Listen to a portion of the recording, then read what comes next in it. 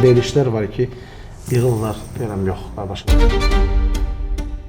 Bir dənə mən keçdim motora, keçdim və mənə də qarşı durmadı. Atam ilk dəfə də yəni deyirəm, evdən sana qayıt dedi ki, bayağı müğənnilərin sayını artırdı. Yəni 2 dənə bahalı avtomobilim var, amma üzr istəyirəm, qeyri oynamışam. Başqa olmaz. Əzilib büzülməyi hamı əzilib büzülə bilər. Ramiz Novruzun oğlu.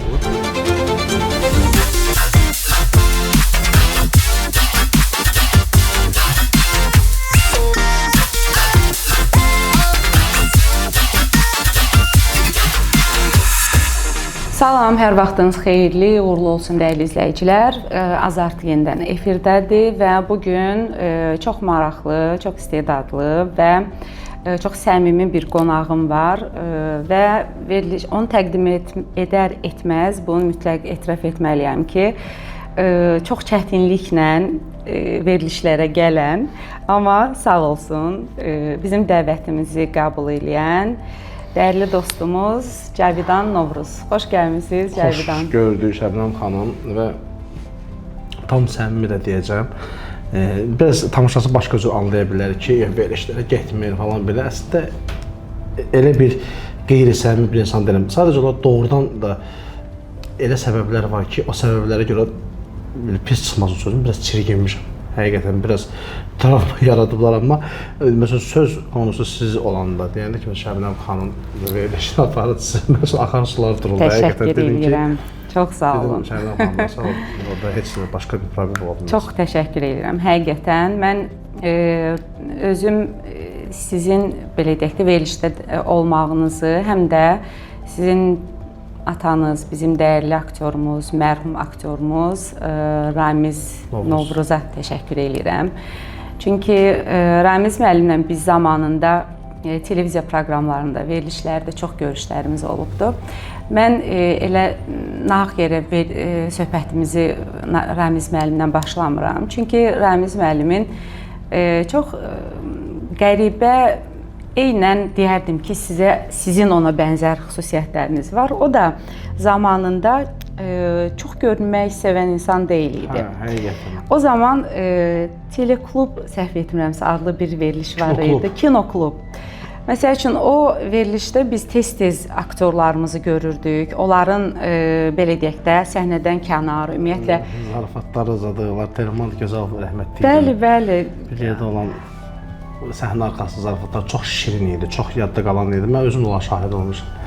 Biraz o başqa xarakterli adam idi. Yəni, bilsiniyə görə, bir də o, həm də həqiqətən də qarşısındakı dəqiq jurnalistsə, o insanlarla daha çox söhbət eləməyi çox sevirdi, müsahibə versin deyə çox sevirdi. Özü o elə şey daha meyli və çünki bayağı biraz köbü çıxarıb sözüm, amma doğrudan da var idi, o illərdə də var idi.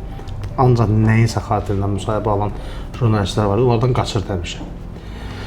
O şey mənə də keçib, belə deyim, amma yəni sonluqda başa düşürəm ki, elə biləm ki, deyəsən hər şey düzəlib, qaydasına düşüb. Çünki özümü birinci tərbiyələndirirəm ki, əvvəllər elə idi, çağırdıqlar, gedirdim, baxırım, ana qarşısına, dedim, yəqin danışsam heç olmadı. Sonra mən insanların o müsahibə verdikcə, bəzi saytlara çıxanda hansısa başlığı götürüb, ancaq, məsələn, 10 dənə sənət haqqında bir məlumat verirsən, onun içində bir dənə nəsə bir sənətdən kənar bir şey danışırsa, görürsən ki, bütün müsahibə hamısı ancaq onun üzərindədir. Bəli, və insanlar əziyyət çəkib, içərini oxumur, dinləmir. İnsanlar da başlığı oxuyub və içərini oxumadan, yəni, belə haqqa da girirdilər, çox şeylər yazıblar, artıq məndə biraz travma yaratdı, biraz doğrudan uzaqlaşdım. İnanın mənə ki, verilişlər var ki, yığırlar, deyirəm, yox, qardaşım. Çünki mən o verilişdə bir dəfə qonaq oldum, bir dəfə bir dənə ad çəkdim, bir söz dedim, baxdım ki, efirdən sonra mənim çəkdiyim həmin verilişdəki o fraqment və insanların sərhədsiz fikirləri.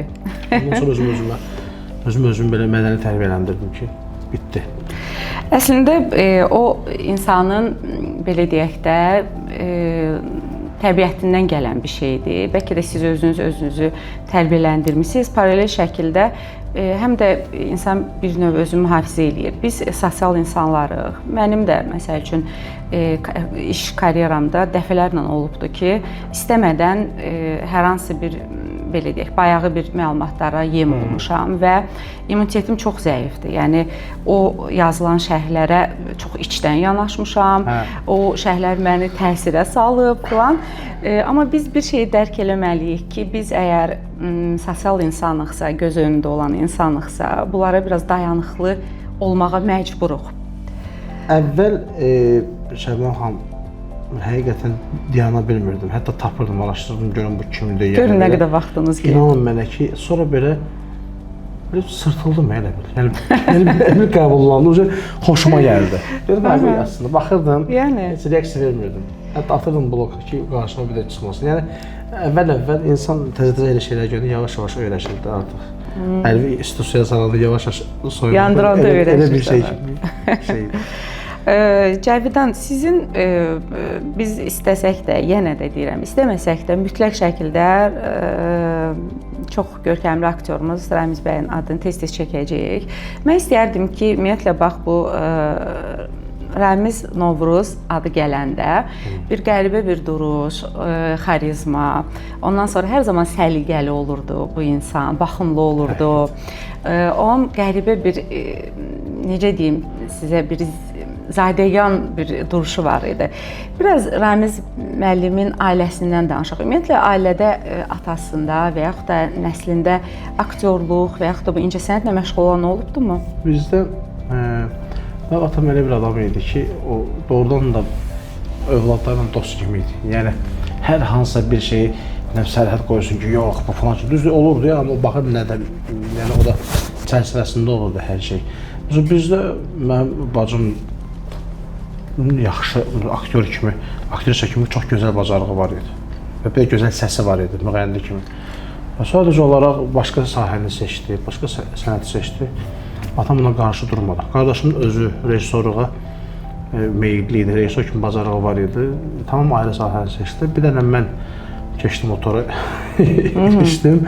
Mənə də qarşı durmadı atam. Amma o vaxt müğənni olmağımı istəmirdi. Çünki mənim səsimdən xəbəri yox idi. Bilmirdim mən necə oxuyuram, necə ifa edirəm. Bir dənə onu bilirdi ki, elə bilirdi bayağı oxuyaram. Mənə bir dəfə evdən sonra qayıt dedi ki, bayağı müğənnilərin sayını artırma. Deyirəm, sən bir dəfə dinləməni, sonra qərar verərsən. İncəsənət Universitetində mənim müəllim Azər Zeynalov idi. Azər müəllim kimi insanlar, digər Ələbbas Qədirov aktyor var, mənim səsimi eşitmişdilər.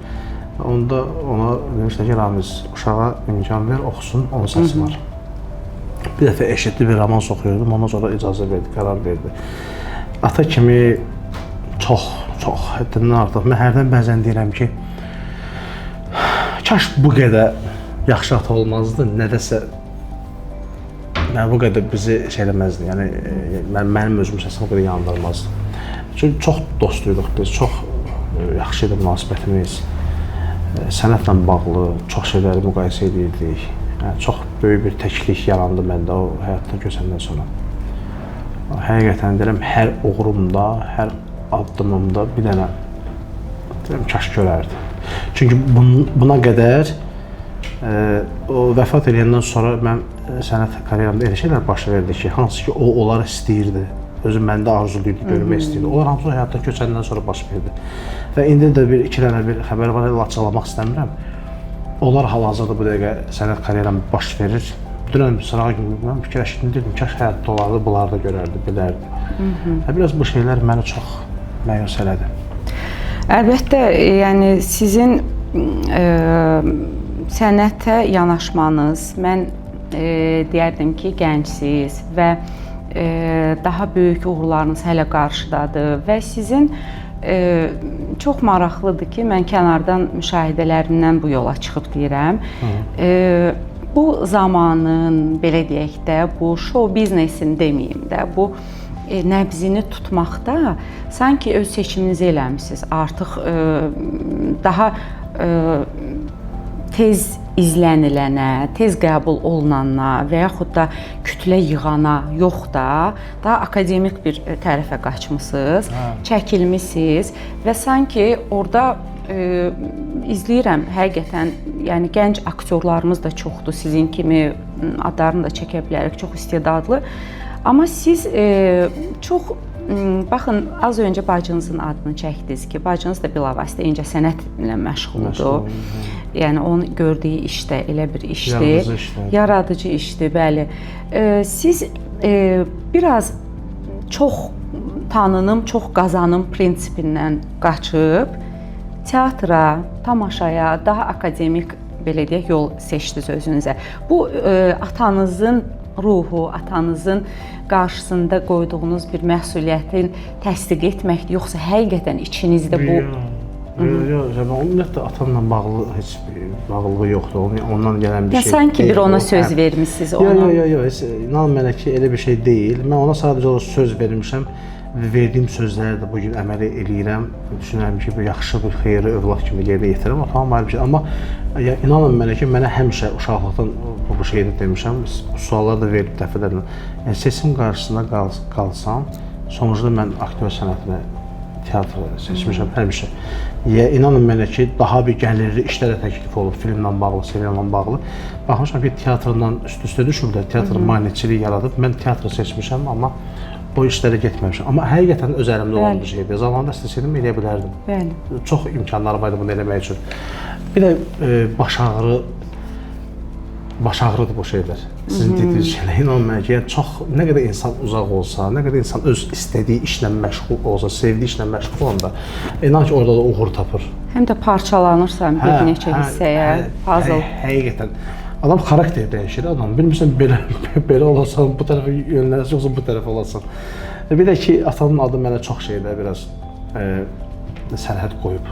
Yəni, misal üçün, mən düşünmüşəm ki, show biznesdə olsam, falan şeylərə istəmədən, bilmədən də getsəm, sabah, misal üçün, deyəcəklər ki, hə, o da kişinin oğlu, xalq arasının oğlu, əsası falan kəs, amma gör, kimlərlə qoşuldu, nə elədi, hansı yolu seçdi, istəməzdim, o şeylər olsun. Çünki atam özü belə bir müsahibəsi də var. Demişdi ki, mən həyatda elə yaşamışam ki, elə yaşamaq istəmişəm ki, sabahları mən həyatda olmayanda siz haradasa mənim adımı çəkəndə desinlər ki, hə, yaxşı kişinin övladlarısınız. Siz də o adını mən şəxsən özümə cavabdehəm ki, mən onun adını qoruyub saxlayıram. Əlbəttə, Ramiz müəllim özdə sənətin, belə deyək də, bu parlamanın, tanınmanın çətin bir dövründə özünü sübut etmiş aktyorlarımızdan olubdur. Hansı ki, hal-hazırdakı kimi sosial media olmayıb, çox çətinliklə olar. Bir dənə kanal var idi, axşam ora çıxırdım, çəkilirdin nədəsə, səhər artıq tanınır, məşhurdur. O çətin dönəmlərdə olub və ümumiyyətlə olan tələbəlik illəri də aktyor kimi hansı uğuru əldə etmək üçün də çox çətinliklər çəkiblər. Ramiz müəllimin sizə ən çox dediyi söz, verdiyi bir həyat dərsi nə olub? Tələsmə. Məşhur olmaq üçün tələsmə. Həmişə onu dedi ki, qaçma, məşhur olasan. Dedim, məşhur ola bilərsən, problem deyil. Amma deyir, sevgi qazanmayandan sonra, illər sonra yadda qalmayandan sonra o boşuna bir şeylərdir. Çalış, dedi, işini sev, teatrından düzgün məsuliyyətli rollarla məşğul ol, rolun üzərində çalış.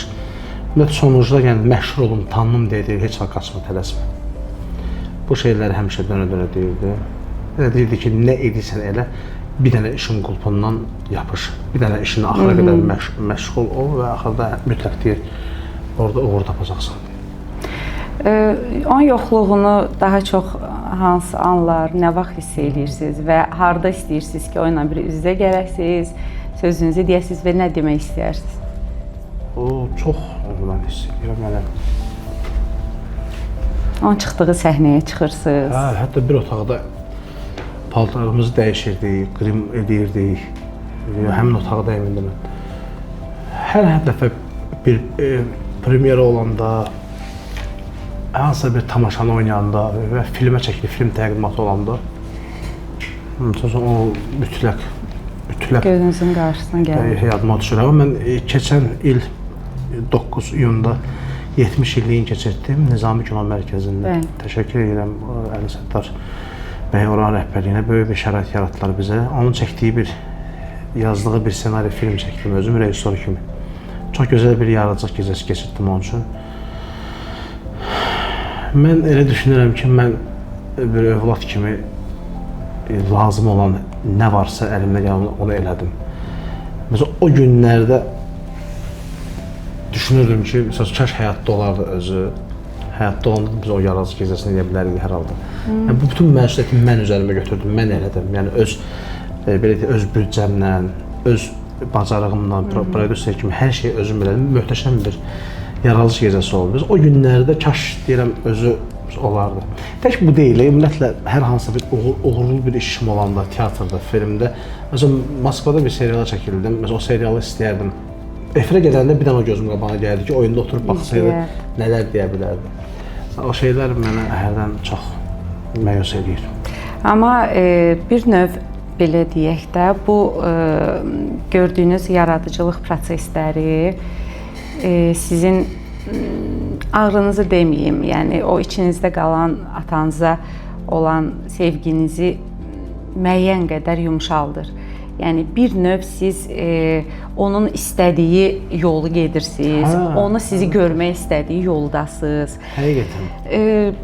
Ramiz Novruzun oğlu olmasaydı, Cavidan indi harda olardı, kim olardı və yaxud da onun adı nə verdi sizə? Yəni belə deyək də, özü də sağlığında həmişə bir verilişə qonaq çağırırdılar, məsələn onu, məni bir yerdə. Biz özümüz öz aramızda danışırdıq ki, o mənə deyir ki, bəlkə bir yerdə getməyək. Ya sən get, ya mən gedim. Niyə görə? İstəmirəm. Mən özüm də istəmirdim ki, çünki amma mən çox şükür Allaha ki, yəni həqiqətən də o şey izi yəni qoymamışıq. Məsəl üçün var da elə aktyor övladları var ki, deyirlər ki, atasına görə tanınır, atası nəsə elədi bunu qabaq. Belələri var. Çox şükür ki, yəni o şeyi biz yaratmamışıq. Yəni mən sadəcə o düz aktyor oğlu kimi tanıyırlar ki, falan kəsin oğludur, amma oynadığım bəlkə rollar, teatr səhnəsində, filmlərdə, seriallarda bir aktyor kimi elə bir özümü az da olsa təsdiqlədiyimə görə demirlər heç vaxt. Məsəl üçün Ramiz Novruz bana nəsə elədi. Bu şeyi yaratmamışam. Bu çox gözəli budur ki, yəni bundan çox məmnunam. Amma onun adı mənə həmişə belə özü olmadan adı çəkiləndə belə mənə kömək olub. Məsəl üçün hər hansısa bir yerə gedəndə, hansısa söhbət düşəndə 4 dənə, 5 dənə aktyor yoxsa, məsəl üçün cavan aktyorlardan da filankəs, Ramiz Novruzun oğlu biraz baxış da başqa cür olub. Yəni daha o birilərə daha çox hörmət olsun, mənə bir iki qat hörmət başqa cür olub. O da biləm ki, atanın adından gələn bir şeydir. Amma sənət baxımından o özü də istəmirdi ki, məni ona görə tanısınlar. Və çox şükür ki, yəni onu da yaratmamışıq. Yəni ona görə deyil bunlar hamısı. İstər-istəməz bütün hallarda yenə də qeyd edirəm, bir ailədən bir neçə aktyor çıxırsa, sənət adamı çıxırsa, bu insanlara hər zaman maraqlı olur. Yəni ictimai bir müzakirəyə səbəb olur. Necə düşünürsünüz? Ümumiyyətlə bir sənət adamının, bir aktyorun şəxsi həyatının ictimailəşməsi, şəxsi həyatın aktyorluğu, sənəti, yaradıcılığı daha çox yox. Yəni bu qədər iş görürsüz. Amma günün birində deyək ki, bir bahalı bir avtomobil alırsınız, o daha çox səs-küyə səbəb olur. Bu nə qədər baxın, mən bir şey deyim sizə. Təsir edir? Tam səmimi danışacağam da, heç vaxt həyatım boyu efirdə bunları danışmamışdım, amma indi bu dəqiqə deyəcəm. Çünki siz bu sualı verirsiniz, mən suala mənlə işləyən dostumuz da burada əyləşib, bu bilir ən azından. Əslində siz ilk dəfə də yəni deyirəm, mənim şəxsən özümün yəni 2 dənə bahalı avtomobilim var. Amma ona bir Allah şahiddir ki, mən heç vaxt bu haqda heç danışmamışdım. Və siz deyirsiniz, amma indi siz bu günə qədər bu haqda bilirdiniz. Ümumiyyətlə mən belə bir adam kimi təqdim olmuşam, heç vaxt. Yəni bunu niyə görə? Əslində bunu da deməzdim. Prosta bunu mən ona görə dedim ki, yəni heç vaxt bu şeylərdən İnsanlar çox qəribədir ki, yəni bayaq dediyim kimi sizin yaradıcılığınız yox, daha çox avtomobiliniz, eviniz, həyatınız. O problem yaradanda o həmin o məşhuranın özüdür. Üstü niyə görə? Çünki ciddi sənət olmayanda, ortalığa iş qoymayanda adam gündəmdə olmaq üçün bax belə şeylərə əl atır. Ya maşını ilə gündəmə gəlir, ya evi ilə, ya nə iləsə, geyimlə. Ümumiyyətlə mən efirə baxanda iyrənirdim. Yaxşı ki, o missiyanı irəli sürdülər. Yəni insanın ayaqqabısının altında ayaqqabının qiyməti qalıb, onu götürüb ayağından hətta çıxardıb ekranda belə göstərir ki, mən baxın bu qiymətə almışam. Vallah bir abırçılıq idi. Yəni mən həyatım boyu yeri gəlsə, inanın mənə ki, çoxsundan da bahalı geyinirəm. elə avtomobil məsələsidir, amma heç vaxt hansı verilişə də çağıranda demişəm ki, qardaş, bu mövzulara girməyin. Məsələn, o dəfələrlə verilişə gəlmişəm, mənim maşınımın içində bardaçoğunu qurtarmaq istədim, eləmə lazım deyil. Heç bir dedim, orada mənim gizlin bir şeyim yoxdur, amma eləmə. Ümumiyyətlə, Instagram paylaşımlarımda da, hər hardasa da heç bir şeyim də paylaşılmıyor. Buna görə yox, bəziləri kimi o xitri nəsə bir şeydir, yox, sadəcə lazım deyil. İstəməmisiniz. Lazım deyil. Mənim daha tamaşaçıya nə lazımdır? Tamaşaçı mənim ailəmlə yox, mənim sürdüyüm maşında yox, mənim sənətimlə maraqlansın. Mənim Instagram səhifəmdə elə ona görədir ki, mən orada tamaşaçıya sənətimlə bağlı məlumat verirəm. Eybi yox, qoy baxış sayım onlar qədər olmaz, amma mənim görüntüm olsun ki, mən sənətlə məşğulum. Yenə deyirəm, o problemi yaradan tanınmışlar özləridir, amma onlar da heç vaxt həyatı boyu da adlar, yəni adı bir qızıl hərflərlə heç bir yerdə yazılmayacaq. Demirəm mənim ki, yazılacaq, amma ən azından gələcəkdə mən bilirəm ki, yaşada olanda bir aktyor kimi hansı rolla yaddaşlara qalmağı harası inanıram. Əlbəttə, sizin dediyiniz məsələdə bəli, o cürə media nümayəndələri var, bəli, amma paralel şəkildə qarşı tərəf də var ki, öz sənətindən, öz yaradıcılığından, yeniliklərindən yox, daha çox sevgililərindən, nə bilim, şəxsi həyatlarından, ona görə deyirlər ki, mənəviyyatın bitdiyi yerdə maddiyyat önə çıxır. Belə bu formada bir hərəkətlər əlbəttə ki, şahid oluruq biz. Bu, təbii ki, hər iki tərəf üçün, həm media üçün, həm televiziya üçün də utanc verici hallardır, həm qarşı tərəf üçün də. Biz Cavidan Novruzu tam başqa bir, belə deyək də, obrazda, tam başqa bir janrda, tam başqa bir formada necə görə bilərik? Varmı elə bir ideyanız, düşüncəniz, fikriniz? Başqa obrazda, bilmirəm, çox üzr istəyirəm, qeyd oynamışam. Başqa obrazda nə deyirsiniz? Belə praf oynayayım. Amma mən sizə bir şey deyim. Onu mənim atam... Çox yaxşı açıq o. Atam bir dəfə gördü onu. Bir dəfə gördü də.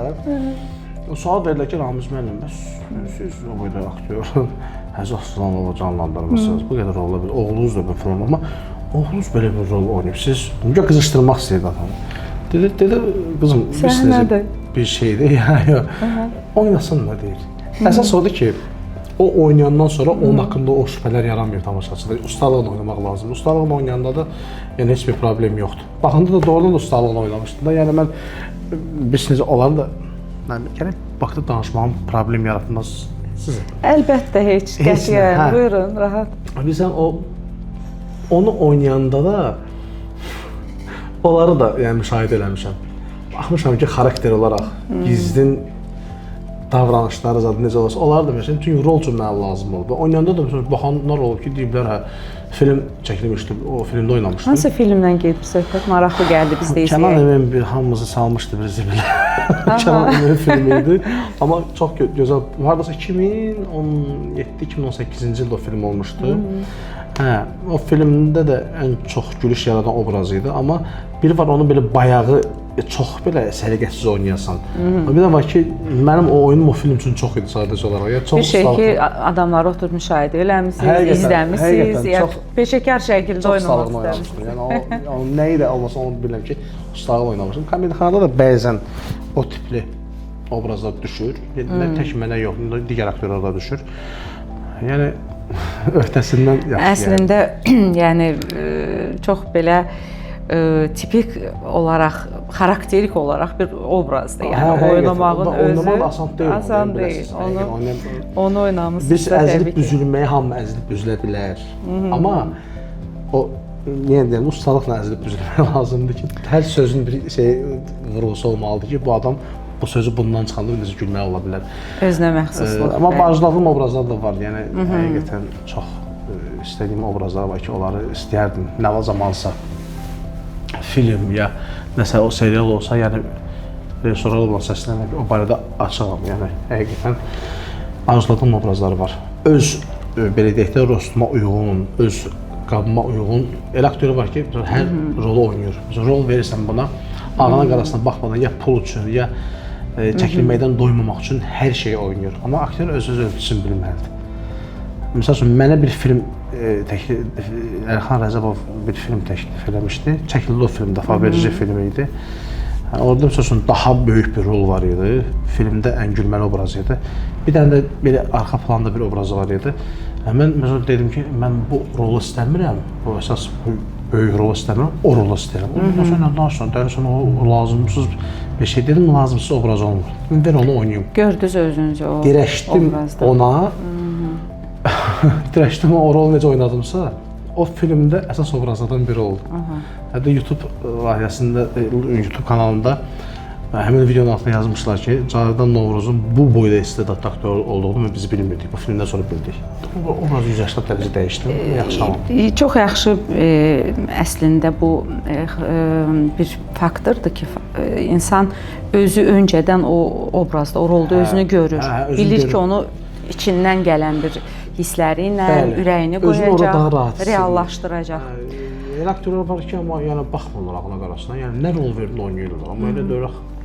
Yəni sən özün ola bilər bəyənirsən bunu, amma oynayıb tamaşaçının yanında pis durumda qalacaqsansa, ondan sonra oynama. Cavidan, ümumiyyətlə hal-hazırda Azərbaycanda belə incəsənət, xüsusən də film, teatr sahəsində aktyorun əsas problemi nədir? Ssenari, rejissor, belə deyək də, zəifliyi, tamaşaçı zövqü. Aktyorun yoxsa? Yox, aktyorun. Aktyorun əsas problemi.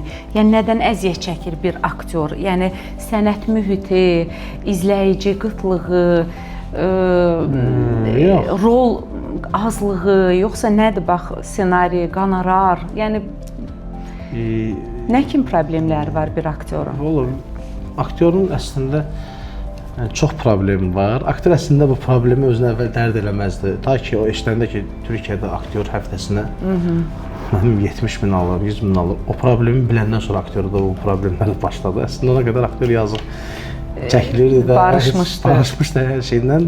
Biraz orada oyanış oldu. Amma tam səmimi deyəcəm ki, serial film işini görən insanlarda böyük problem var. Çünki aktyoru həqiqətən gündəlik seriallarda da aktyoru çox məcburiyyətdən çəkilir, asılacaqlı olub, bəzən bir də görürsünüz. Ümumiyyətlə çox bu haqda heç danışmaq istəmirəm ki, bu haqda çox danışılıb. İşin başında deyən adamlar çox aktyora əziyyət verirlər. Aktyoru çox incidirlər. Yəni danışılan məbləğlə görülən iş heç düzgün deyil və onu verəndə də, o maaşı verəndə də çox incidirlər. Yəni Allah çox şükür özümüzü o duruma qoymamışıq, amma fakt bu şey var. Yəni mən bunu bilirəm, işin içindəyəm.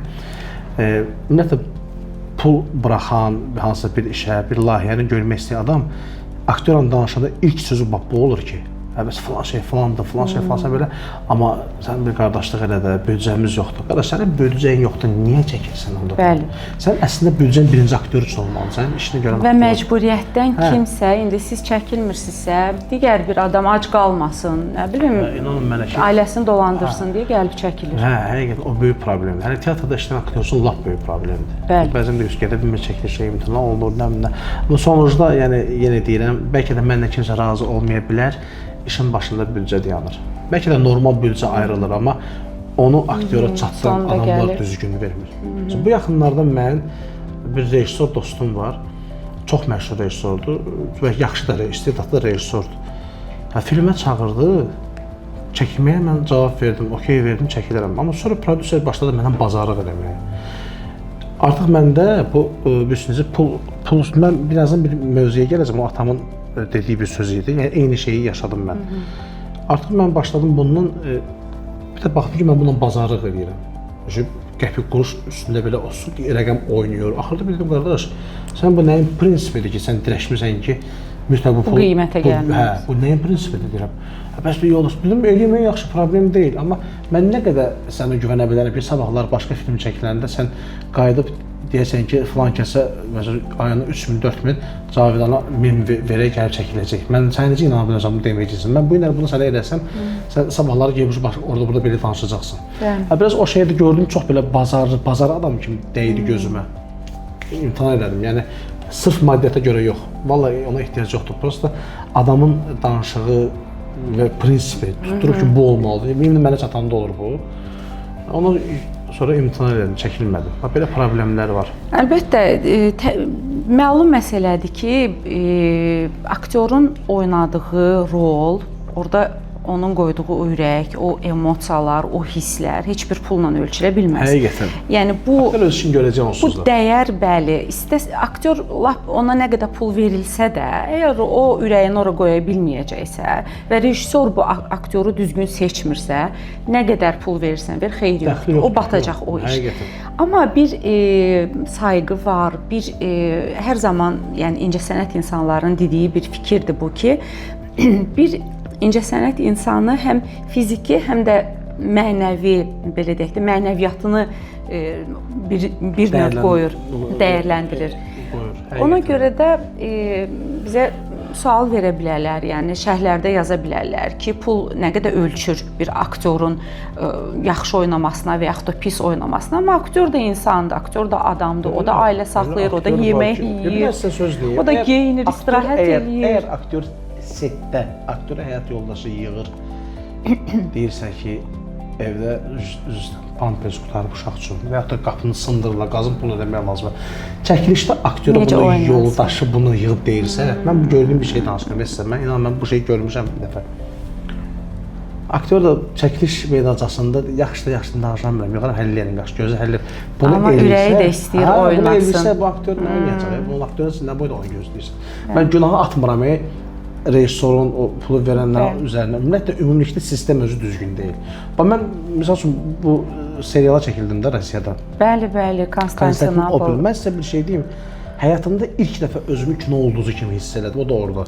Bu necə bir şeydir? Yəni, öz ölkənizdə bu qədər iş. Həqiqətən, mən sizə onun təfərrüatı ilə deyim, niyə görə? Mən başa düşdüm ki, qardaş, bunlar yaxşı aktyora doğrudan başqa cür dəyər verirlər. Mən orada ona görə...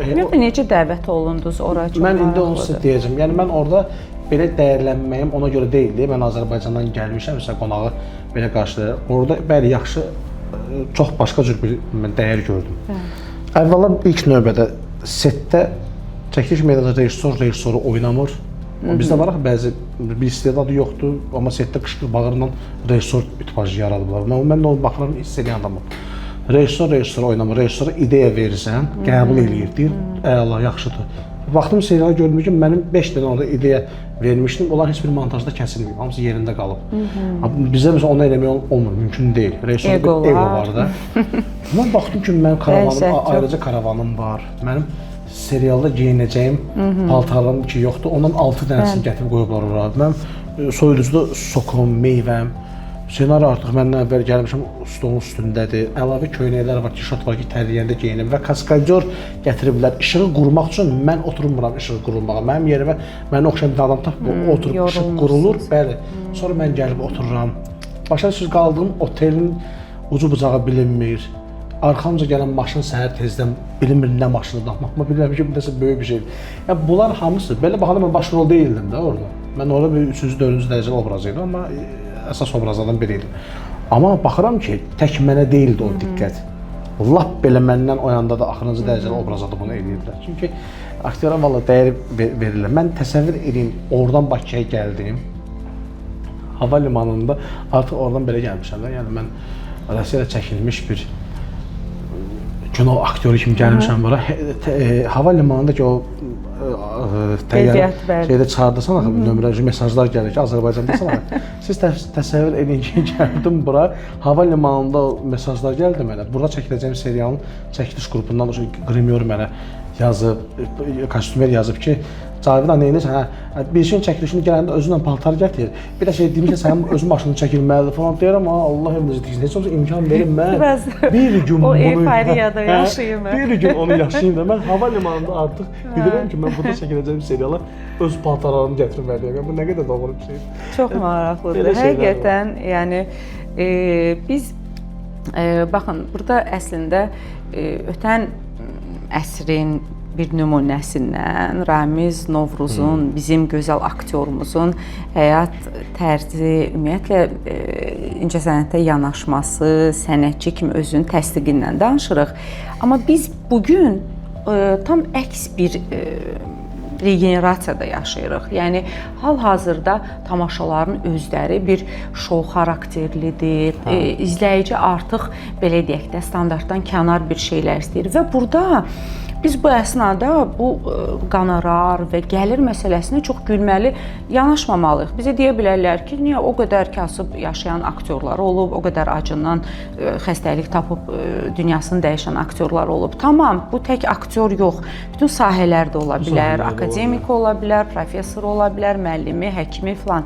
Sadəcə olaraq bu gün biz əgər yaxşı mənada səhnədən və yaxud da televiziyadan bu işə bir marketinq kimi yanaşırıqsa və bu şəbəkələşirsə, bu beynəlxalq bir səviyyəyə çıxırsa, burada artıq insan bir zəhmət öz haqqını, öz qonorarını və öz rahatlığını istəməlidir. Hər anınız risklə dolu bir işlə məşğul olursunuz. Yəni səhnədir, xəstələndiniz, çıxmalısınız, bir probleminiz oldu, çıxmalısınız. Tamaşada elə adam bəzən qoyduğu elə bir rollar olur ki, mən o vaxt yadıma gəlir, mənim atam bir tamaşada oynayırdı. O tamaşanı bir dəfə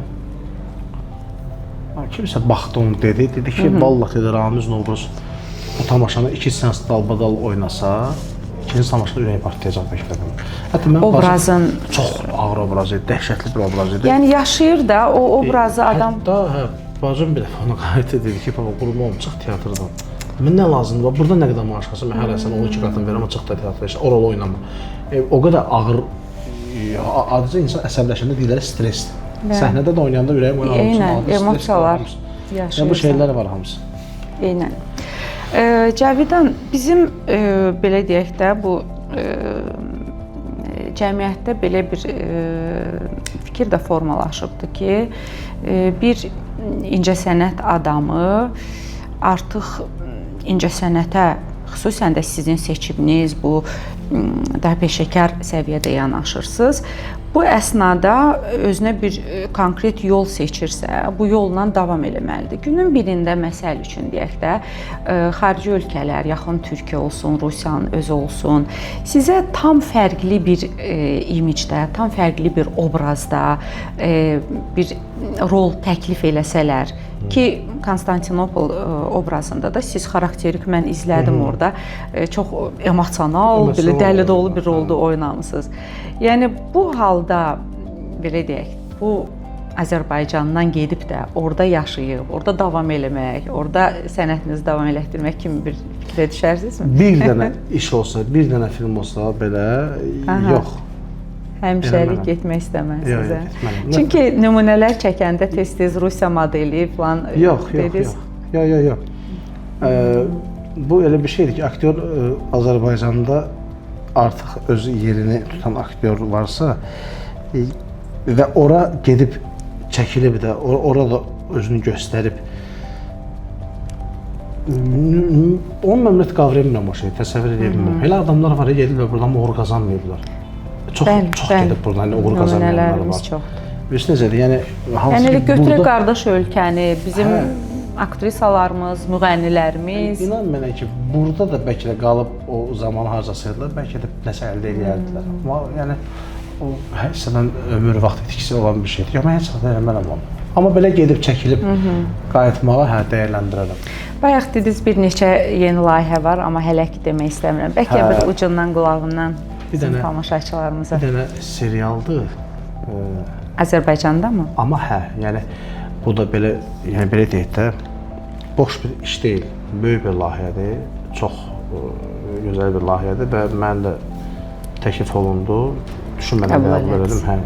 Çünki həm bilirəm komanda kimlərdir, rejissor kimdir və necə bir kollektivlə işləyirəm, bunların hamısını mən bildim. Yəni boş bir iş deyil, yəni gündəlik tamaşası görən bir iş deyil. Bir də böyük bir tamaşa olacaq Heydər Əliyev sarayında. Böyük bir əsər hazırlanır. Orada da yəni gözləmədiyim bir obraz təklif olundu mənə. Bəlkə də bir çoxlarının arzu elədiyi bir aktyorun arzu elədiyi obrazda həqiqətən o mənə təklif olundu, təsdiqləndim. Bunlar Yəqin ki, yaxında bu aktyor sənəti üçün əslində dəvət alıb 100% o heç. Yəni aktyor sənəti üçün önəmli olan və uğurlu böyük bir işlərdir. Yəni ikisində yəni təklif olundu, qəbul elədim. Bir də öz çalışdığım dram teatrında əsas rollardan birini canlandıracağam bu yaxınlarda. Səlmibər xanım İskəndərli, Ayşə Məmmədova birlikdə paylaşmısınız Instagramda izlədim. Çox maraqlı əsər. Məşqlər. Mikayıl Mikayılovun quruluşundadır. Belə. Necədir akademik dram teatrda işləriniz? Ümumiyyətlə bizim KF sənətkarlarımız var orada, sizin atanızla səhnə paylaşan həmkarları var. Mən bir də şeydə yaxşı gənc kadr kimi orada. Yaxşı ki, bəxtim gətirib nə də mən uşaqlıqdan o teatrda gedib gəlmişəm. Mən çox insan tanıyıram. Qoxusu, tozunu eləmisiniz. Bəli, KF sənətkarlar deyirsiniz. Mənim belə dedim, hətta belə deyəcəm, biraz köpə çıxa bilər. Mənim qarşısında səcdə elədiyim elə KF sənətkarlar var ki, onların heç bir adı həyatda yoxdur və o teatrda yoxdur. Digər sadəcə o yaşlı nəsil nümayəndəsi deyirəm, KF demirəm. Yaşlı nəsil nümayəndəsi aktyorlar var ki, böyük kimi sadəcə olaraq salam sağ-qolu qoruyub saxlayıram. Başqa da yəni heç nə. Artıq mən özüm o yaşa doğru gedirəm ki, mən özümü böyük kimi salam eləsinlər. Əlbəttə, həqiqətən. Elə insanlar var ki, yaşa dolduqca müdrikləşməlidirlər. O müdrikliyi mən sadəcə olaraq heç kimdə görmürəm. Həqiqətən deyirəm və o gördüyüm insanlar da artıq. Mən təsəvvür edin ki, mən Həsən Xan Turabovu, Həsən Məmmədovu, Ələbbas Qədirovu, Məlik Dadaşovu canlı görən adamım.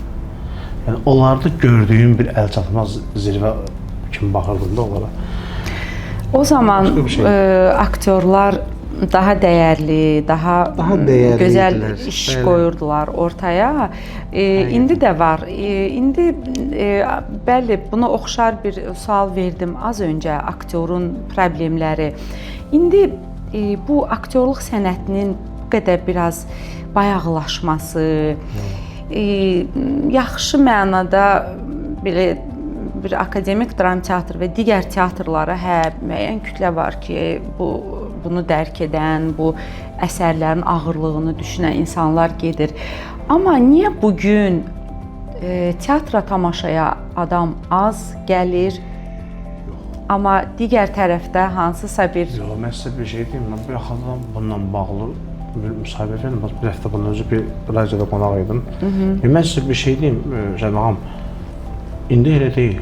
Yəni vallahi indi elə deyil. Mən özüm siz dediyiniz dönəmlər mənim yadıma gəlir, var idi elə bir şey. Mən də tez-tez teatra gedirəm, anşlaq tamaşalar tez-tez görürəm, çox xoşlayıram, amma adam istəyər ki, akademik milli dram teatrda çalışdım demirəm bunu. Yəni mən fakt gördüyümlə bağlı danışıram. Heç mən oynanmadığım tamaşa olsun, amma bu dəqiqə tamaşası biraz dəyişib. Yəni bəlkə siz dediyiniz şey bir ara var idi elə durğunluq. O çox pis idi. Məyus idi ki, baxın aktyor can qoyur səhnədə, hər şeyin, amma tamaşaçı motivasiya ötürmür də yoxdur. Amma indi tamaşaçılar biraz elə bir tam dərk edən tamaşaçılar daha çox alıb ki, teatrda bir mədəniyyətli teatra getmək lazımdır. Yəni indi mən o anşlağı görürəm artıq.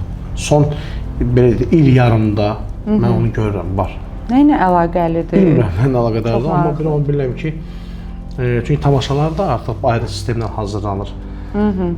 Ayrı simalarla, ayrı posterlərlə, ayrı paylaşımlarla, yeni marketinq belə fəndləri istifadə olunur. Ona görə tamaşaçı da artıq başa düşür ki, elə bir artıq teatra getmək də bir dəbidir. Bunu da necə ki, gedirlər hansısa bir adlı sanlı yerdə oturub şəkil çəkirsə məkanda. Mollarda, nə bilim, restoranlarda.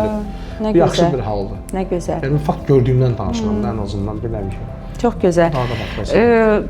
Cavidan, siz belə bir idealı sual verəcəm. Bəlkə də bu sual və sizin cavabınız xoşa gəlməyə biləcək. Ümumiyyətlə səlahiyyətiniz olsa, hər hansı bir həlledici proseslərdə iştirak etsəz, incəsənət, aktyorluq, ssenari seçimi, rejissorluq, bax nələri dəyişərdiniz ki və buna əminsiniz ki, bu dəyişiklik həqiqətən də fundamental bir cəmiyyətə təsir eləyər. Məsəl üçün, bax az öncə dediyiniz kimi teatrlarda yenilik və yaxud da aktyorların daha belə müasir yanaşması, nə kimi belə ideyalarınız ola bilər? Deyək ki, sizə bir o səlahiyyət verilib. Vallahi mən birincisi belə bir şey eləyərdim də. Rejissorluğa həddindən artıq marağı olan tələbələri araşdırardım İncəsənət Universitetindən. Yəni bilərdim ki, bu insan sadəcə sırf tamaşa qurmaqla, yəni öz işi, elə şeylər var ki, mən danışmaq istəmirəm bu haqda. Mən çox şeylər görürəm və çox danışmaq da istəmirəm. Mənim əlimdə o imkan olsaydı, mən göndərərdim buradan hansısa tələbələri hardasa oxusunlar, bu kursunu keçsinlər, sonra gəlsinlər teatra tamaşa qursunlar. Bilirsiniz, hər tamaşa qurmaq istəyən, hər yerdən durub film çəkmək istəyənlə davamlı toplu şəkildə bu şeylər onda aləm deyir bir-birinə. Yəni, mən öz sahəmdən olaraq danışıram da, aktyor olmaq istəyən adamı sırf, yəni, bu bir dəqiqə, əslində dünyanın hər yerində belədir, Türkiyədə də belədir. Mən baxıram ki, seriallarda oynayan aktyorlar var ki, eşitəm ki, bu xaricdə hansısa institut bitirib. Model olub və yaxud da başqa bir ixtisasda. İnsaflı bir vala seçim eləyərdim, həqiqətən. Başqa bir şərait yaradardım. Misal bacarığı var, qalmağa yeri yoxdur. Ona bir şərait yaradardım ki, bu adamı qoruyub saxlamaq lazımdır. Bu adam olsun teatrda, bu adam tamaşa qursun. Nə qədər olar, nə bilim, 70 yaşında, 60 yaşında standart fikirlərlə, köhnə fikirlərlə öz dediyini həyata keçirmək istəyən rejissorlar var da çoxdur. Yəni o biraz təzə əsərlərlə maraqlanan, müasir əsərlərlə maraqlanan, beyin yeni, təzə işləyən rejissorlarla işləməyə böyük bir şərait yaradardım. Və inanın mənə ki, o işlə məşğul olardım da. Bilərdim ki, bu adam bunları təzə beyinlə, təzə beyin məhsulu ilə başqa cür şey edə bilər, həyata keçirdə bilər. Onlara daha çox imkan yaradardım, şərait yaradardım. Mən də razılaşıram sizlə. Bu yaxınlarda hətta Türkiyədə Bələdiyyə Teatrında çox maraqlı bir aksiya oldu. İzləyicilər tamaşanı ayaq üstə izləyiblər. Tamaşaçı o qədər çox olubdu ki, izləyici ayaq üstə qalıbdı və aktyorların heç bir səhnəyə çıxmayıb ki, o tamaşaçı ayaq üstə bizi izləməməlidir, əyləşməlidir. Həqiqətən, yəni çox, bəli, çox, bəli, təsir edici bir fikirdir. Onlar həmən çöməlib yerdə oturub izləyiblər. Yəni təsəvvür eləyin ki, tamaşaya sayğı, aktyora sayğı və o izləyicini yerdə oturub izləməyə məcbur edən nə ola bilər, hansı maraqlar ola bilər? Mən bilmirdim, o maraqlı bir şeydir. Bəli. Nə baxın da, görürsünüz, nəyə görədir? Sonucda görülən iş, səhnədə olan insanın dəyəri, ümumiyyətlə o teatr sevgisi başqadır, başqa şeydir. Tamaşa Azərbaycan hərdə deyəlim gəlirlər, tam da o sistem qurulmuyor. Amma Türkiyədə o məsəl üçün var. Türkiyədə yeri gəlsə komedik janrda olan, gündəlikdə olan şeydə də öz tamaşaçısı var, amma teatr daha başqa cür. Mən həmişə baxanda bağlılıq eləmişəm, yaxşı mənada. O sistemi burada deyirəm, bəxş sual verdicək. Mən o sistemi burada istəyərdim. Əlimdə imkanım olsun, onu yaradardım burada. Balaca bir səhnə yer olsun, eybi yox. Balaca bir səhnəm olsun, versinlər mənə. Əlbəttə, balaca teatr tamaşaları nə gözəl işlər görmək olardı. Cəvidan, bir sual da verəcəm sizlə, həqiqətən müsahib olmaq çox xoşdur. Ümumiyyətlə, tanınmış insan, cəmiyyətdə hər hansı bir formada çəkisi olan, izləyicisi olan, öz arxasından az-çox tamaşaçı aparan insan həyatda bu, yəni dünya təcrübəsində də var, Türkiyə modelində də var. Bizdə də düzdür, bizim aktyorlarımız dolanışıq, səhər yuxudan necə durum, axşam nə yeyim dərdi çəkməsələr, onlar da bunu düşünərlər. Sosial yönümlü bir düşüncələri olur. Bu insanlar həm də cəmiyyətdə, deyək ki, məsəl üçün biri ağac əkməklə tanınır, biri heyvanlara, nə bilim, sayğısı, biri emalxanası olur, birisinin ramka düzəldir. Bəli, yəni dünyaya, doğaya, həyata, insanlara, ətrafına bir nəsə ötürür. Yəni bu insanın, özünün, izləyicisinin öz arxasınca apardığı bir... Sizin izləyiciniz sizdən nə götürür? Mən izləyici, mən o heyvan sevərliyim, yəni həqiqətən bu faktdır. Bu tamaşası artıq özümə də yazdılar ki, siz paylaşımları davamlı eləyin. Mən öz o paylaşımları eləyəndə təsəvvür edin 300 min, 400 min, yəni baxış əməli gəlir də, yəni 1000 nə qədərsə heyvan sevərliyim var mənim. Həqiqətən Çox Nə gözəl. sevirəm heyvanları, yəni heyvanla gözəl. bağlı çox həssasam. Çox sevirəm heyvanları. Yəni pişik, özüm də pişiyim var da, onunla bağlı paylaşımlar həmişə eləyirəm.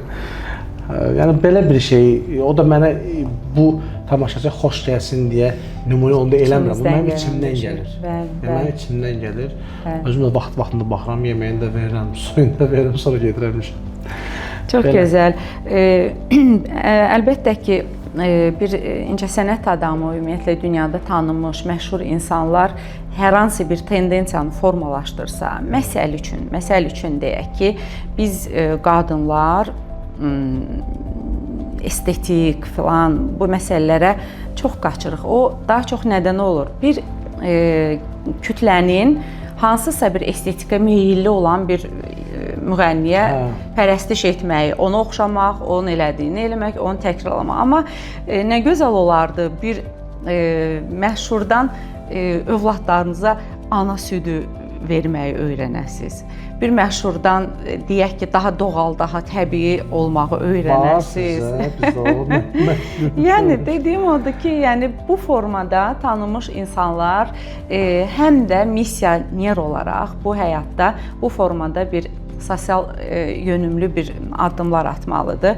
Siz kobud çacaq dediyim insanoğluna mən hər kəsi şamil eləmirəm də, mən elə özüm ətrafımda elə insanlar olub ki, məsələn, mən hərdən fikirləşirəm ki, buna malını ver, pulu ver, hər bir şeyi ver, canlını ver, vaxtını ver, yenə də nəsə tələb edəcək, nəsə istəyəcək. Valla hərdən düşünürəm ki, onlara sərf elədiyim o vaxtı, xərclədiyim o şeyə kəşkil öz heyvanların vaxtında gəldi.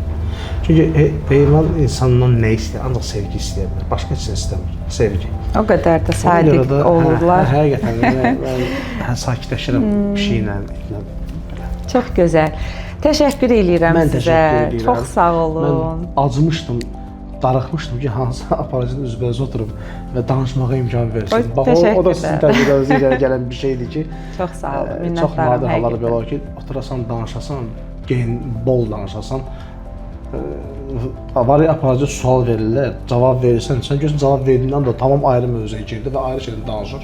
Varsan belə sakit yanırsan və bu da sizin təcrübənizdən irəli gələn bir şeydir. Çox sağ olun. Həqiqətən təşəkkür edirəm. Mən də düşünürəm ki, tamaşaçılarımız da zövq aldı.